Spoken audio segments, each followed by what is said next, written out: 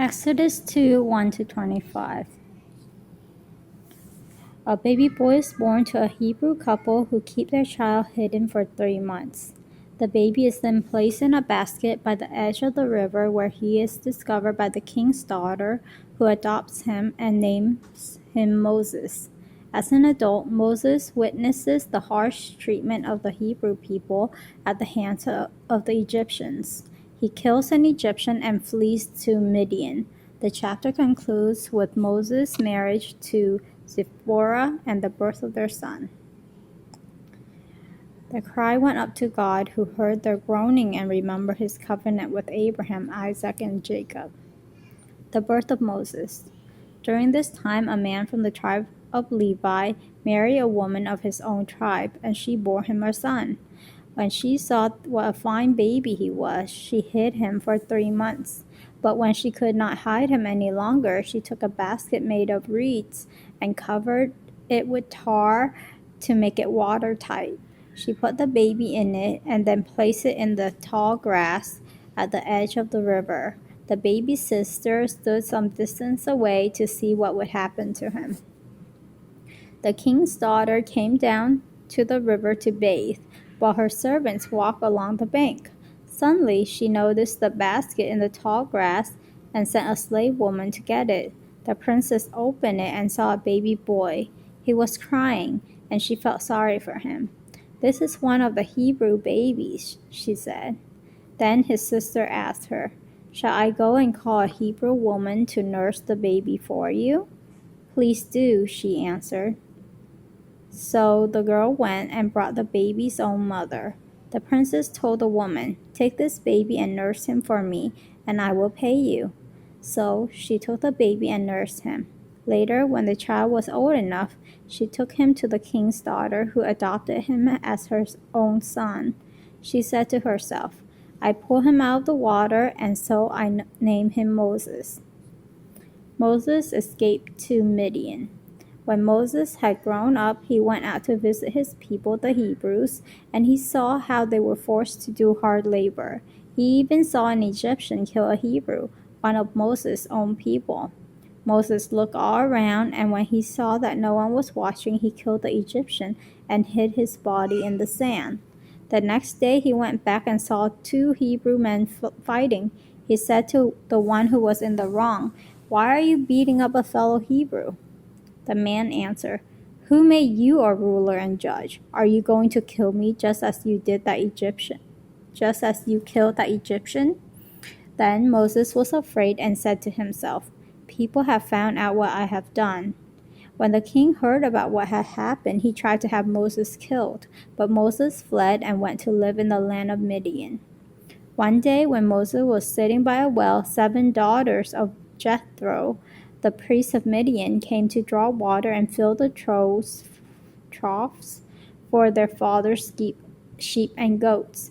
But some shepherds drove Jethro's daughter away.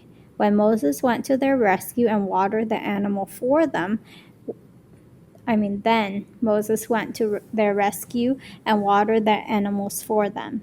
When they returned to their father, he asked, "Why have you come back so early today?" "An Egyptian rescued us from the shepherds," she answered, "and he even drew water for us and watered our animals." "Where is he?" he asked his daughters. "Why did you leave the man out there? Go and invite him to eat with us." So Moses decided to live there, and Jethro gave him his daughter Zipporah in marriage, who bore him a son. Moses said to himself, "I am a foreigner in this land," and so I named him Gershom. Years later, the king of Egypt died, but the Israelites were still groaning under their slavery and cried out for help. Their cry went up to God, who heard their groaning and remembered his covenant with Abraham, Isaac, and Jacob. He saw the slavery of the Israelites and was concerned for them. Moses got his name because he was taken from the river by the king's daughter. Moses' sister asked the princess if she wanted someone to nurse Moses. So it wasn't an advice.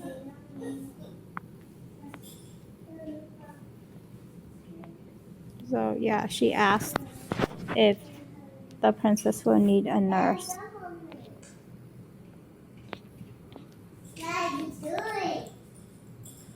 So Moses' name means out the water.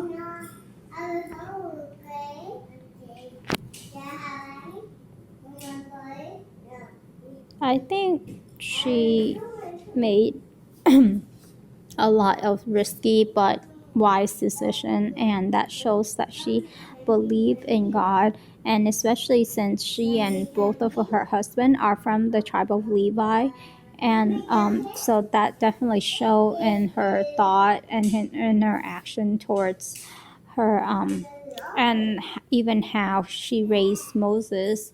I'm thinking like because she was nursing him that she actually like taking care of him, she taught him about his Hebrew root. That's why he knows that he didn't grow up and think of himself as an Egyptian, but as a Hebrew.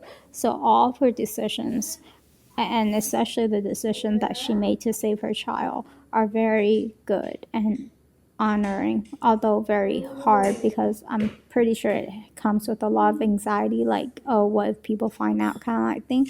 But yeah, God protects those who trust in Him. I think children at risk needs a shelter, like, and someone who will be with them and build them up, and I think that's someone who loves them so that they can grow up and in turn be those caregivers. So yeah, too bad most of them or a lot of them are killed or discarded. I mean, I know that even in Vietnam, people throw away their babies like trash, put them in a plastic bag, black, and throw them in the trash. And yeah, that's just eerie what people do because they love themselves more than they love another.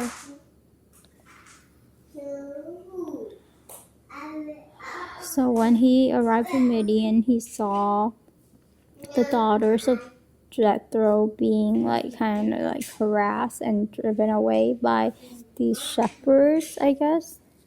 Was it shepherds? Yeah, shepherds. And so he came to the rescue and he watered the animals for them. And he was invited to eat dinner at Jethro, at which point he decided to stay there and was given one of Jethro's daughters, Zipporah, as a wife, and she bore him a son.